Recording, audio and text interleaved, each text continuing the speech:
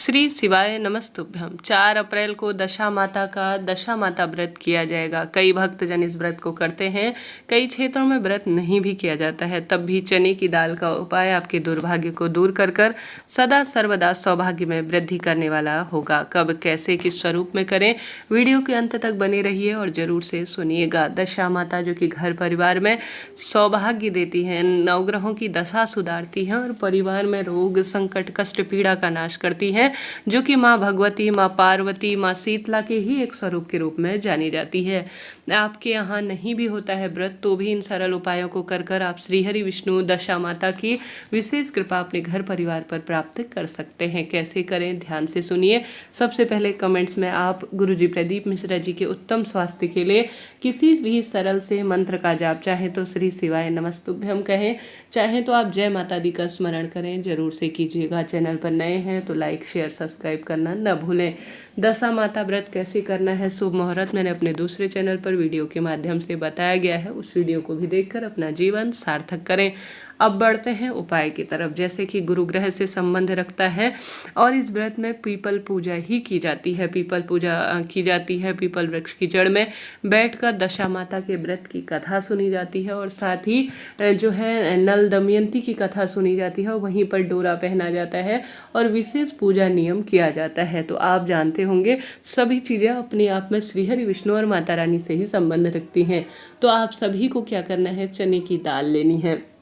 चने की दाल गुरुजी कहते हैं बद्री विशाल के नाम से आपको प्रथम वाला उपाय करना है। ठीक है, प्रथम वाला उपाय बद्री विशाल के नाम से आपको करना है। बद्रीश्वर महादेव का स्मरण करते हुए आपको यह उपाय करना है। आप सभी को विशेष तौर पर एक छोटा सा रुमाल के स्वरूप में पीला कपड़ा ले लेना है। ठीक है, पीला कपड़ा आपको लेना है। बद्री विशाल का स्मरण करते हुए, बद्रीश्वर महादेव का ध्यान करते हुए, श्रीहरि विष्णु का नाम स्मरण करते हुए, हरिहर का ध्यान करते हुए पीला छोटा सा टुकड़ा कपड़े के स्वरूप में, रुमाल का हो या किसी भी स्वरूप में हो, नया हो तो अति उत्तम है, पुराना हो तो धुला हुआ होना चाहिए।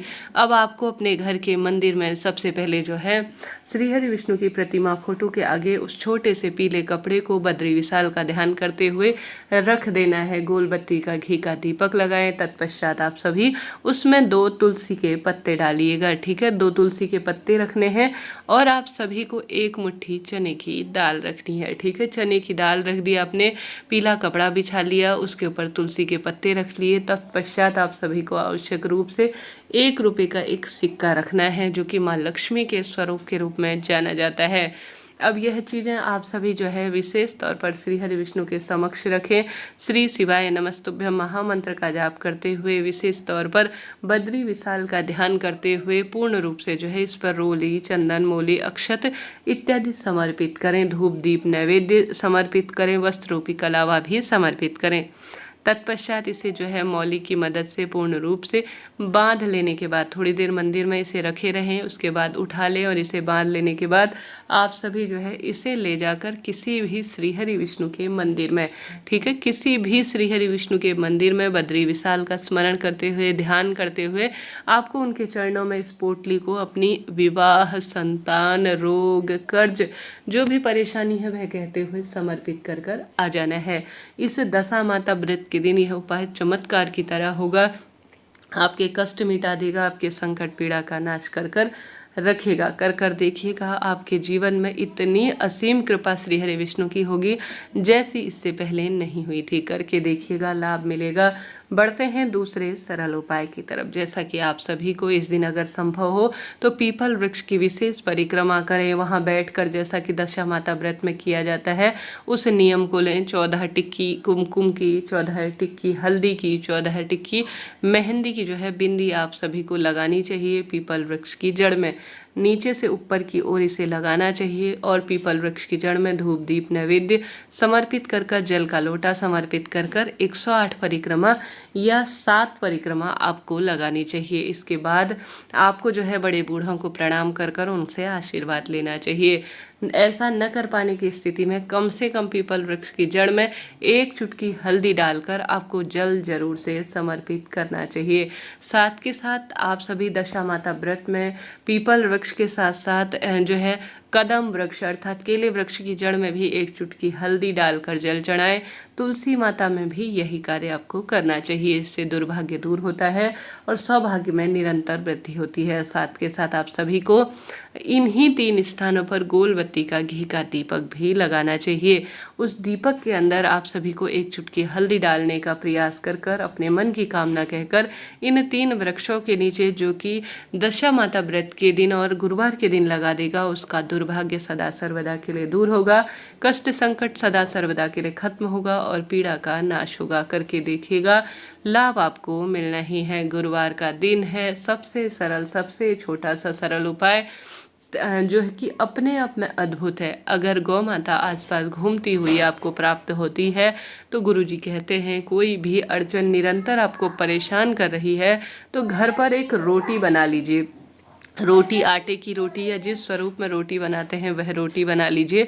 उस रोटी के ऊपर आप सभी को कोशिश करनी है कि एक चुटकी हल्दी डालें।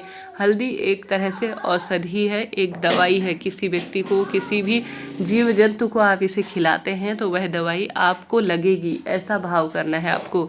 आपको एक रोटी बनानी है, एक चुटकी हल्दी डालनी है और एक गुड़ का टुकड़ा उस रोटी में रख देना है और थोड़ा सा पीली चने की दाल, भीगी हुई चने की दाल आपको रखकर बृहस्पतिश्वर महादेव का स्मरण करना है। श्री शिवाय नमस्तुभ्यम मंत्र का जाप करना है और देवगुरु बृहस्पति का स्मरण कर गौ माता को यह रोटी आपको खिला देनी है। इस गुरुवार के दिन आप देखेंगे तत्काल ही सब संकट, कष्ट, पीड़ा मिट रही है, दुख दरिद्रता का नाश हो रहा है। तो इन 3 उपायों में से कोई एक उपाय चुनकर अपने दुर्भाग्य को दूर कर सदा सर्वदा के लिए सौभाग्य में वृद्धि करें। साथ के साथ मेरे गुरुजी कहते हैं हर तरफ से हार गए हो, कहीं से भी जो है कार्य नहीं बन रहे हो, संकट पीड़ा हमेशा ही घर कर रही हो, विवाह कई जगह उपाय कर लिए, रिश्ते आते ही नहीं हैं, तो आप सभी को एक टुकड़ा जल के लोटे में गुड़ का डाल लेना चाहिए, जो शिव पर आप गुरुवार के दिन समर्पित करें। गुड़ का टुकड़ा और चने की दाल गुरु ग्रह से संबंध रखते हैं, तो वही गुड़ का टुकड़ा और चने की दाल आपको लेने हैं और चले जाना है महादेव के मंदिर में। साथ ही आप 7 दाने या 11 दाने चने की दाल भी ले जाएं।